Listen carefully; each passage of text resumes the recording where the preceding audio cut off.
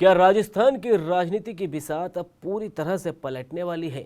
क्या आपके इलाके का दिग्गज नेता अगले चुनाव में घर बैठने वाला है? दिल्ली के गलियारों से एक ऐसी खबर आ रही है जिसने जयपुर से लेकर जोधपुर तक के सियासी सूरमाओं की नींद उड़ा दी। लोकसभा सीटों में 50% का इजाफा और विधानसभा सीटों का आंकड़ा 300 के पार। लेकिन असली ट्विस्ट सीटों की संख्या नहीं, बल्कि उन पर जो होने वाला महिला आरक्षण है वो है।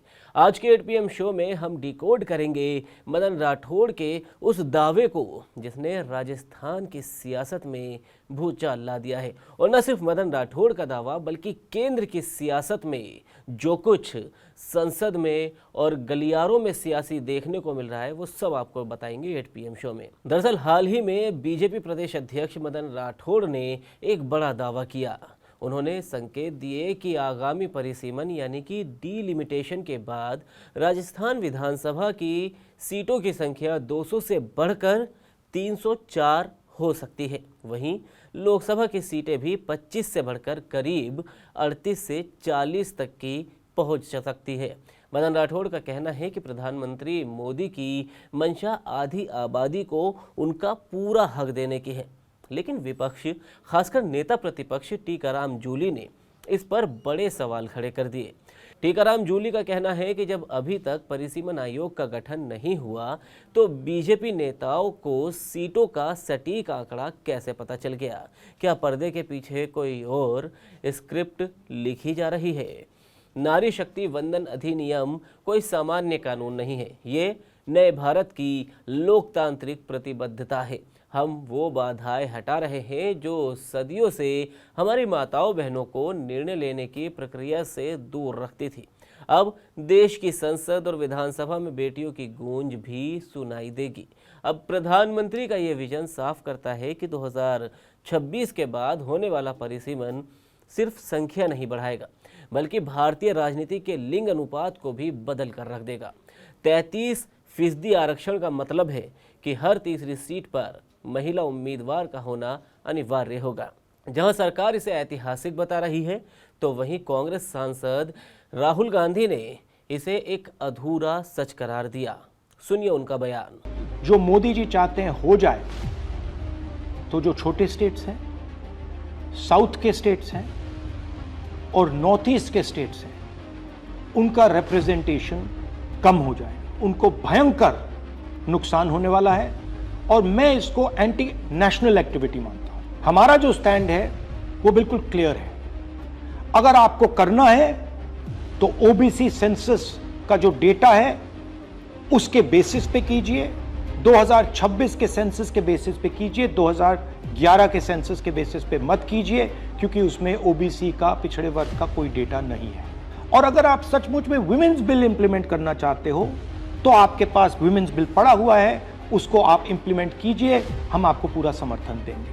नरेंद्र मोदी, आरएसएस और बीजेपी घबरा गए हैं क्योंकि कास्ट सेंसस का डेटा आना शुरू हो गया है और उनको मालूम पड़ रहा है कि पिछड़ों की देश में सचमुच कितनी आबादी है। वो नहीं चाहते कि आपको अपनी सच्ची आबादी के बेसिस पर भागीदारी मिले। ये सिर्फ पिछड़े वर्ग के खिलाफ नहीं है, ये एंटी नेशनल एक्टिविटी की जा रही है, क्योंकि पिछड़ा वर्ग 50% है, उसको भागीदारी मिलनी चाहिए।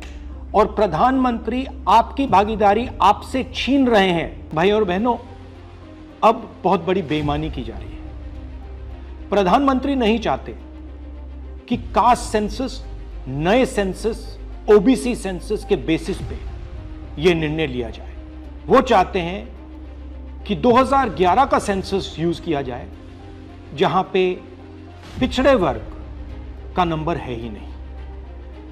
वो आपकी जो भागीदारी है उसको आपसे छीनना चाहते हैं। हमारा कहना है, नया सेंसस चालू हो गया है, आप कह रहे हो कि ओबीसी सेंसस आप कर रहे हो, तो उस सेंसस का प्रयोग करके आप महिला बिल क्यों नहीं पास? राहुल गांधी का ये रुख साफ करता है कि आने वाले समय में महिला आरक्षण के भीतर कोटा एक बड़ा चुनावी मुद्दा बनने जा रहा है। राजस्थान जैसे राज्य जहां राजनीति जातियों के इर्द गिर्द घूमती है, वहां 304 सीटों का होना कई समीकरणों को ध्वस्त कर देगा।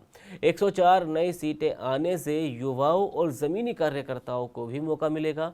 मारवाड़ और मेवाड़ जैसे क्षेत्रों में सीटों का घनत्व बढ़ेगा, जिससे कि मुख्यमंत्री पद की दावेदारी में भी नए समीकरण बनेंगे। अब परिसीमन के बाद कई सुरक्षित सीटें SC/ST की सीमाएं भी बदलेंगी, जिससे कि पुराने दिग्गजों को वोट बैंक भी उनका बिखर सकता है।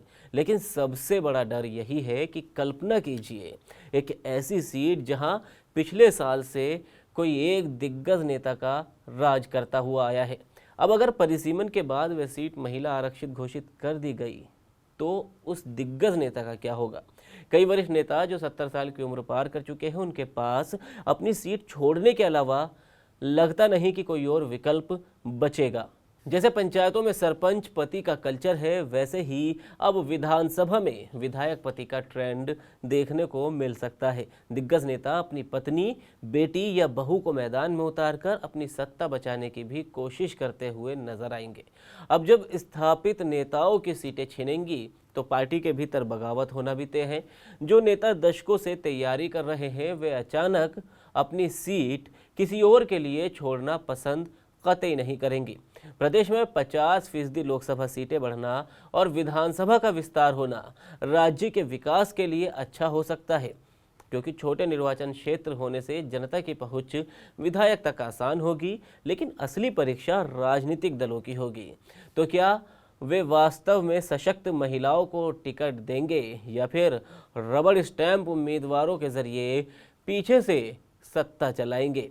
संसद से लेकर जयपुर के विधानसभा मार्ग तक हलचल तेज हो गई है। मदन राठौड़ के दावों में कितनी सच्चाई है, ये तो वक्त ही बताएगा। लेकिन एक बात तय है कि 2026 के बाद राजस्थान की राजनीति वैसी नहीं रहेगी जैसी कि आज दिखाई देती है। और आप क्या सोचते हैं कि क्या महिला आरक्षण से वाकई बदलाव आएगा या दिग्गज नेता अपनी जगह बना ही लेंगे? कमेंट सेक्शन में अपनी राय ज़रूर बताएं। वीडियो को लाइक करें, शेयर करें और आज के 8 PM शो आपको कैसा लगा ये भी ज़रूर बताएं। और राजस्थान से जुड़ी खबरों के लिए देखते रहिए TV9 राजस्थान।